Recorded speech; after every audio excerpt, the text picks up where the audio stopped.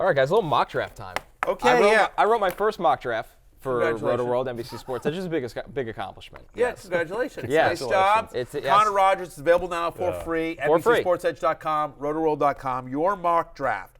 And this is now. Are you calling? So is this based on? Let me ask you this. This is When predicting. this is predicting. This is not based on what you would do. Correct. This is basically talking to your sources, talking to all the people. You've done this for years and years and years for Bleacher Report. Now you're over here doing it for us. So this is predicting.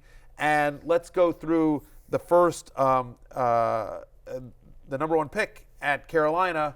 Who do you have them taking? Yeah, Bryce Young. I mean, pretty chalk here. This has moved to, I think, minus 500 now, Jay. I think it's might minus be off the board. 5,000. Yeah, it's probably off the board at this point. It has really gone like crazy. So Bryce Young, number one to Carolina. I think that's where they land. Number two is the one I wrote this mock draft. We weren't on the air last week. Things have changed. CJ Stroud going there, that's where everything has started to change. I've heard 50-50 the Texans could take a defensive player like Tyree Wilson that you see at 3 there. So the Texans can really change this entire draft. But I think what's interesting here, guys, of course, is the quarterback conversation, especially Anthony Richardson at 4. You have Shane Steichen coming over from the Eagles, and you wonder what he can do with Richardson's development, not just throwing the deep ball, but, of course, on the ground rushing as well. Right. Obviously, what he did last year with Jalen Hurts, speaks volume there. They do have Gardner Minshew. And there's a number of veterans out there that they could also probably grab and, if they wanted to give it a development year for Richardson. That's the most interesting one. The other thing that's really interesting here is what happened. No one, I think, in the world is rooting harder for the Texans not to take C.J. Stroud than the Arizona Cardinals. Because if C.J. Stroud is there at 3, the Arizona Cardinals are like, all right, someone trade me their team. They're begging right now. That's the thing I've heard for 2 weeks is that they right now don't believe they can get out of the pick, but that's the variable. If the Texans take Tyree Wilson or Will Anderson and C.J. Stroud is there, the Colts are sitting there at 4, and everybody's like, can I get ahead of the Colts and get C.J. Stroud? And who that team would be is the big variable as well. Is that right? Could it be Tennessee? Tennessee. There's really not a ton of options for teams to come up because they don't want to go that far back. Tampa needs a quarterback. Tampa's the one that makes the most sense to come up for a quarterback if they weren't at 19. Yes. They're just in no man's land in the draft. And I know Seattle's got Geno Smith, but they actually can get out of that deal after 1 year. 1 year. So could Seattle do that? Could Detroit? I know they believe in Jared Goff, but I don't know. Yeah, those teams are in play. I think. But it feels like Tennessee would be the most likely team to try to make a big move like that. Yeah, absolutely. And I've heard that the Cardinals, they have Tyree Wilson as the number 1 defensive player on their board, and even if Will Anderson is there, they're going to take Tyree Wilson at 3 if they can't get out of the pick. But to me, the draft begins at 2, and the whole question that the whole draft is going to pivot around is, are the Texans actually not going to take a quarterback? Because now there's more and more swirling, the people saying that the Texans aren't as high as C.J. Stroud, and there is obviously the elephant in the room there is that C.J. Stroud and Deshaun Watson have the same agent, which is absolutely going to play a role. And so now it's looking more and more like they might take Will Levis at number 2 if they take a quarterback. I don't think anyone knows, to your point earlier, Connor, about what's happening with Anthony Richardson and where he's going to go. He's a bit of the wild card right now, and it's because of all the dominoes, right? When you look at it, the Texans are such a domino spot, like you said, Jay, where are they going to get really cute with this and try to move from 12 back up for a quarterback? Well, if you like a quarterback, you don't do that. Rule of thumb is scouting in the NFL. You just take him when he's there. So that kind of goes back. If they like Will Levis, they don't care what the outside opinions are. They could take him at 2. Do you think the talent of Stroud and Levis and Richardson is such that it would be malpractice for the Texans to take a defensive player at 2? No, I don't. Now, here's the timelines question, right? For DeMeco Ryans, no. DeMeco Ryans' first year there. DeMeco Ryans needs pass rush for his defense to work. You hired him for his defense to work. You're in a weaker division. For Nick Caserio, this is his last draft, in my opinion, if he doesn't take a quarterback. I don't see how they pass on quarterback again, have a great year 1 with Davis Mills under center or whatever it may be. Surely you can't go into year 3 of Davis Mills. Like, that's my thing. I just think the Texans have to take a quarterback. I think they have to. Yeah. And I think there's a little heat from an owner there saying, I'm tired of not having this answered since we traded Deshaun Watson. So I think ultimately they will take one. It's a matter of how they operate that board, and the Stroud question is the biggest one because there's a gap from Stroud down to Richardson, down to Levis. Yeah. But relationships matter in the NFL, and there's a very real fractured one there with how things ended with Deshaun Watson. And there is no chance that the Panthers take Stroud. I wouldn't put it at there's no always a chance, but conventional wisdom is that they're taking Bryce Young. Yes, it would feel very Baker Mayfield going number 1 the day before the draft when Sam Darnold was there for weeks. That's what that would feel like to me. Yep. We were all pretty shocked when that came down in the last 24 hours. Yep. My expectation now, and you can bet on this at BetMGM in terms of picks 2, 3, 4 in the draft. I think that Bryce Young will go 1. I think Will Levis will go 2 because I think they'll take a quarterback, and they seem to have cooled on CJ Stroud, which I think will be the wrong pick. But I think that Levis will go 2, which seems insane, but it seems like he is the number 1 quarterback on their board. I think Tyree Wilson will go 3 if Arizona can't trade the pick. And then 4, the Colts will have a decision between Stroud and Richardson. And all common sense would dictate Stroud, but who knows? It seems like Stroud may actually fall, despite the fact that 2 weeks ago or whatever, he was minus 400 to go number 1, and now he might not even go in the top 4. You know, and I'll say this, crazy. Off that conversation, the year that Josh Allen was in the draft, and the Colts were not in the quarterback market that year, they traded their 3rd overall pick to the Jets.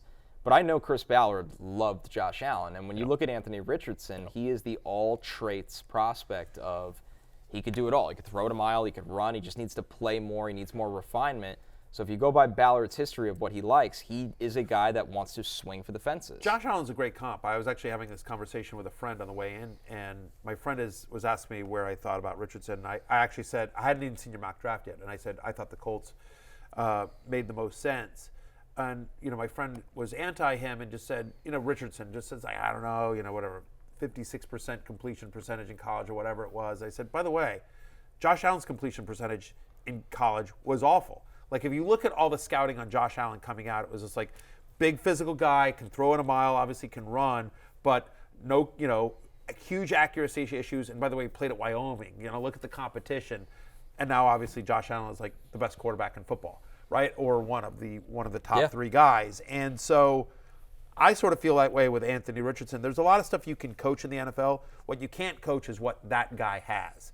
And that guy's just got, again, genetic freak of nature. That's what it comes down to. He's just a physical, incredible. He's an incredible physical guy. It's not going to happen, but I would give serious consideration to taking him 1 because he's got surely the highest ceiling of any quarterback. And when you're picking 1, you're picking ceiling. Bryce is the best prospect in terms of his median outcome, I think, but Richardson might have the better ceiling. I'm currently doing a dynasty mock draft of rookies, a Superflex dynasty mock draft with a bunch of experts in the field, and for Dynasty League Football, which is a dynasty site, a really good one, by the way. And anyway, and so I had the number 2 pick. Bijan Robinson went number 1.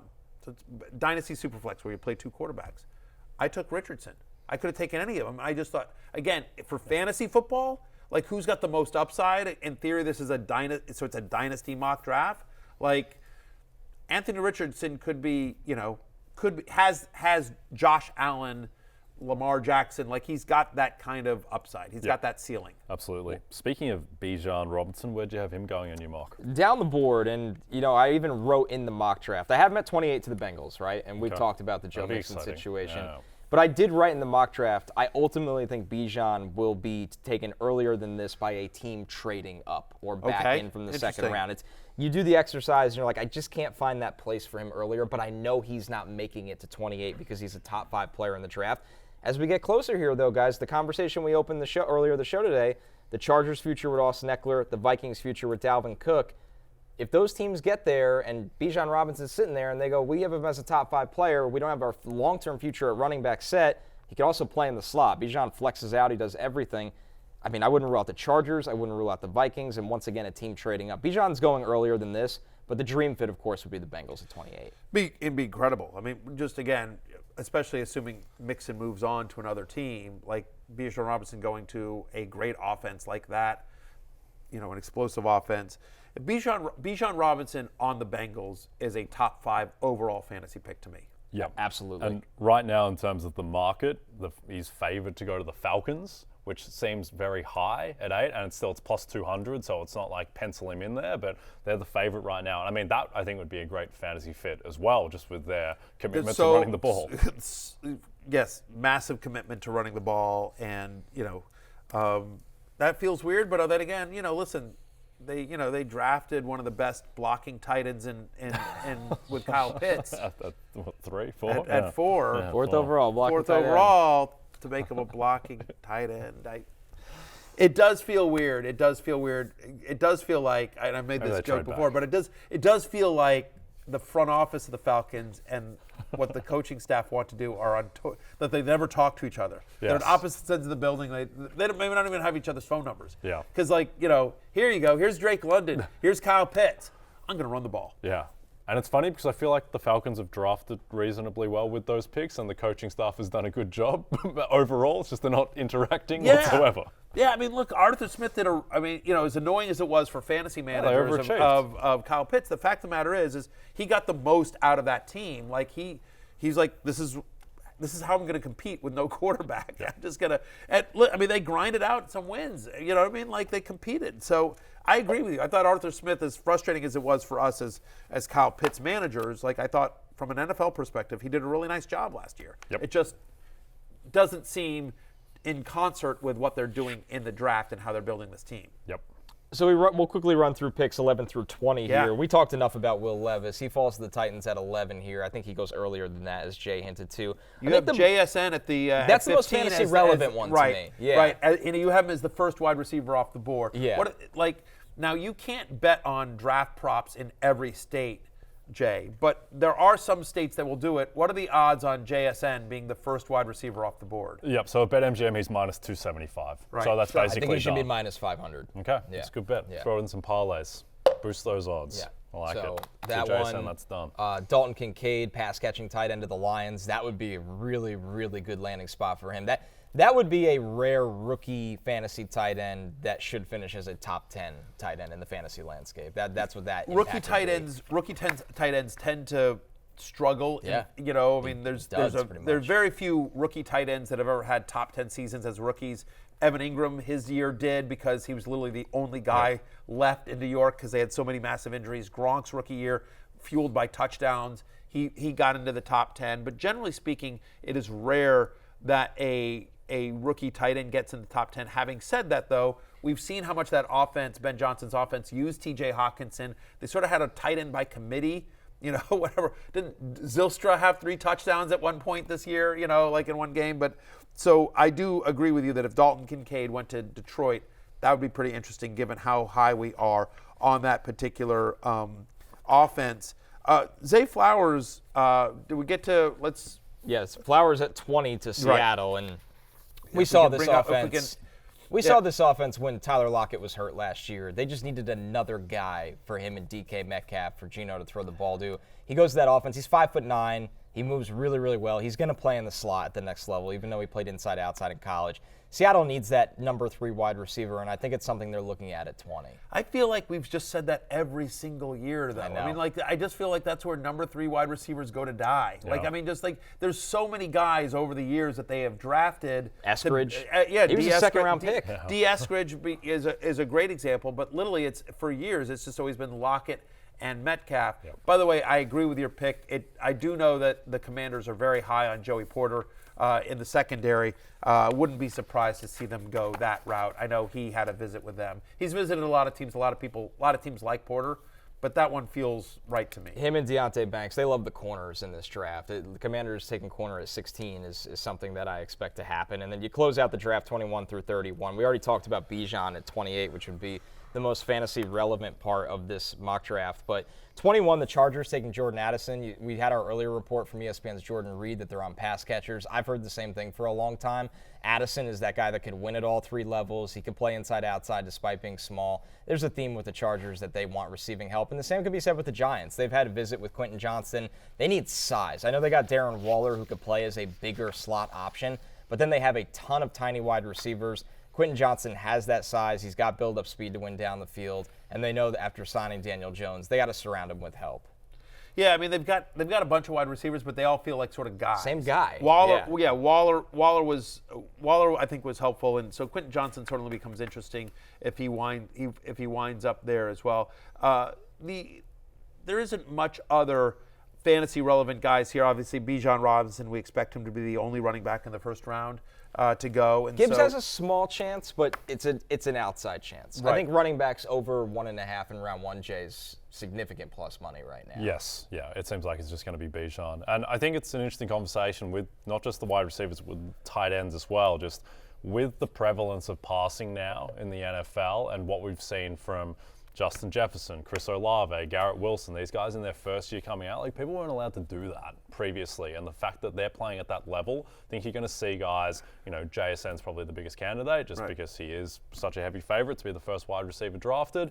But I think these guys will have immediate impact, and we just have to kind of operate with that assumption going forward that, as a rookie, you can make that kind of impact. Yeah, it'd just be interesting with him just because we just don't know what this Packers offense will look like under Jordan Love. We think Jordan Love will be decent. At least it's capable. Hard to see, but listen, Christian Watson had a really nice year last year. He exploded over the second half. We saw flashes from Romeo Doubs as well, and so it's still likely, especially given Jordan Love. I mean, if they were run heavy with Aaron Rodgers and conservative with Rodgers, can't imagine they're suddenly opening it up with Jordan Love. So it does feel like JSN, is more of a possession guy, more of a deeper PPR league play than in his rookie year than anything else. Yep. And they might get Corey Davis back in the trade. There's really real thought to that. So that kind of changes up the wide receiver room. But I'll be releasing a 3-round mock draft for draft week that I think will have much more fantasy impact because this draft, like many, is loaded with day 2 and day 3 running backs and wide receivers. So yeah, but it doesn't feel like it's a great wide receiver draft. No, it's all depth pieces. Number 3s kind of galore. Like there'll always be somebody that emerges. But feels like the real fantasy value from this draft will come from, honestly, is more dynasty with the quarterbacks and then the running backs. Yep. The running backs are where that'll play out. Hey, it's Matthew Berry from NBC Sports and RotoWorld.com. Just want to thank you so much for watching what you just watched, or at least being too lazy to click out of it after the autoplay just kept it going. So either way, thank you so much for just letting it scroll by your screen. And now I'd like to ask you respectfully, please subscribe to the NFL on NBC YouTube channel for the latest NFL news, fantasy headlines from RotoWorld, and betting analysis from NBC Sports Edge.